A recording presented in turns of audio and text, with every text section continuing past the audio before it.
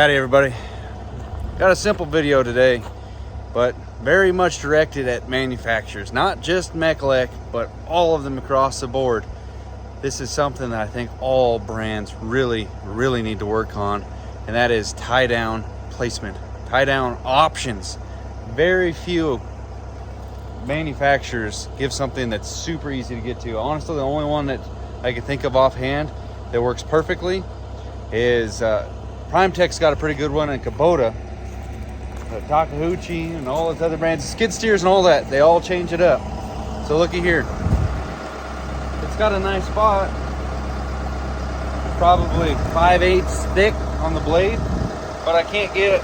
You'd have to run a whole chain through it. One of these doggers just doesn't, I mean, it kind of does, but you have to have the special hook, and a lot of people don't really run around trailer style hooks. So what I had been doing is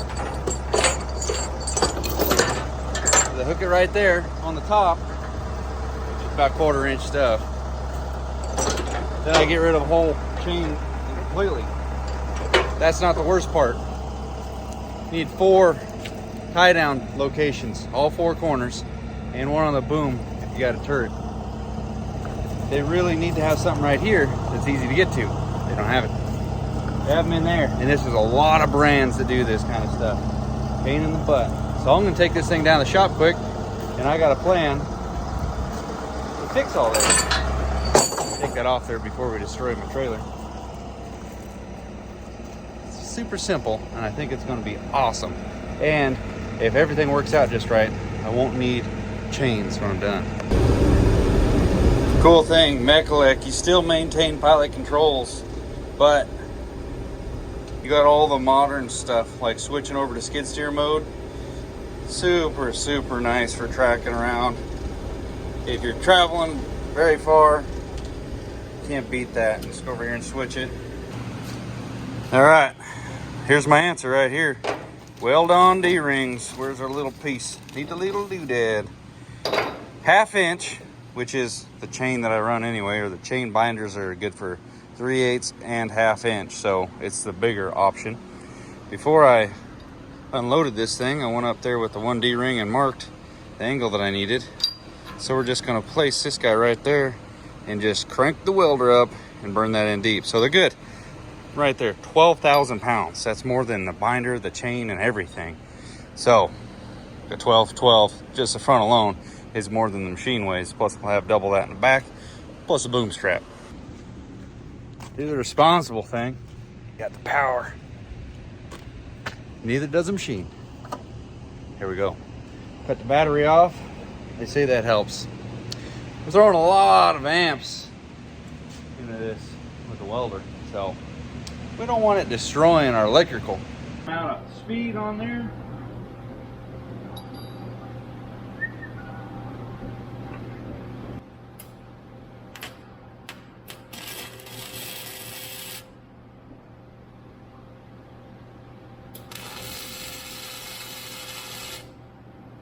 That's a spicy weld right there, boy.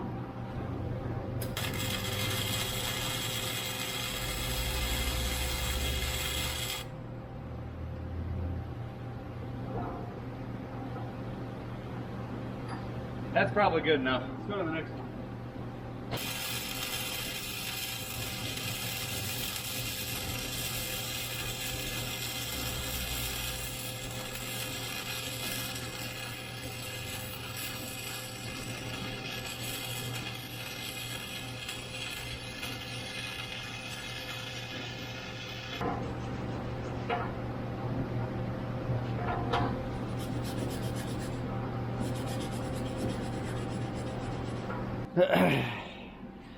Welder's putting plenty of sauce into that, I'll tell you what.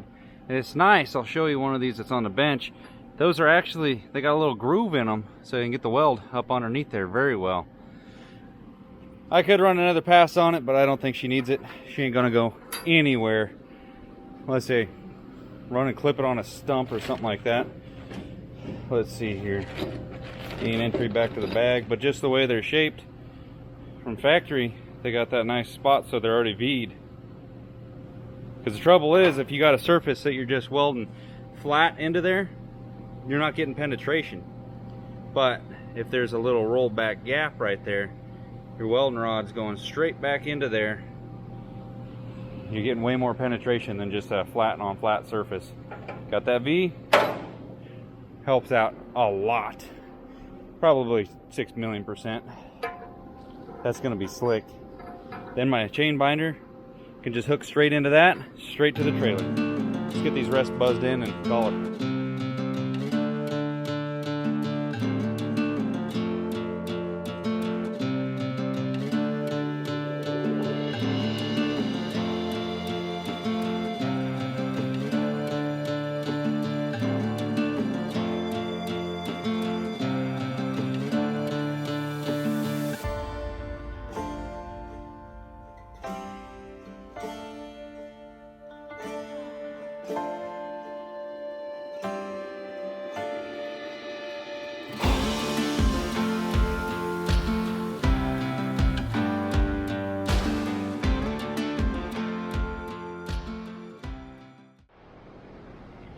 Alright, now this stuff here is 1/4 inch.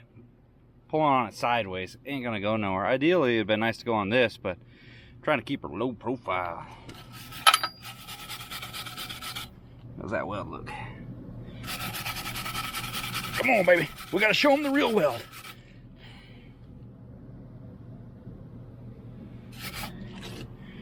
Don't touch that. Get out of the way. Well,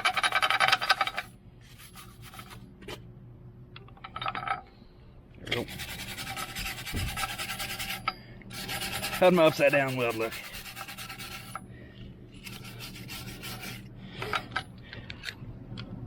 Yep, she looks upside down. So, this welder right here, it's been around for 35 years. It's older than I am. It's welded countless flatbeds, machines, grapples. The grapple on the bigger machine, we got a, where's she at? She's tucked in over here. I don't use it much. We got a rotation grapple for that guy, 45,000 pound excavator, and none of those welds broke. You'll pull steel before these welds will break, I guarantee it. Obviously, I'm putting everything I have pretty much online by welding stuff like this, because you have to have those.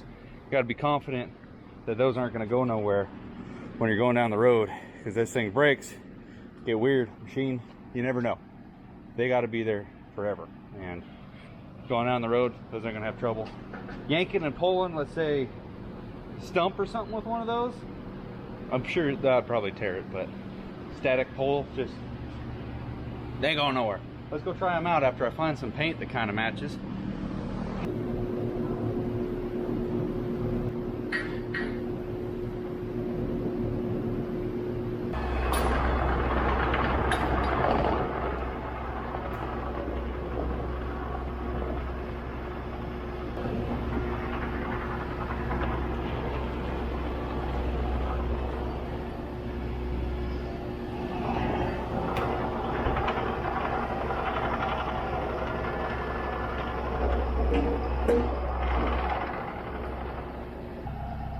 All right, I'm hoping to be able to grab one there. This thing's got no angle blade, so the 080, I would normally put the blade right here, stake pocket number 4, and that'll give me right about perfect tongue weight, low distribution, so that it doesn't do any hucking bucking. I think this hutch suspension is what's really the culprit. It's very picky because it's stiff and it's rated for, I've read somewhere 44,000 pounds. So anyway, my point being is, where I'm putting it now is ideally where I like to put it. I'd put it a little bit farther forward so that I could get this binder to work out for me. But let's go ahead and see what she's made of. Hook her there. Oh yeah, look at this.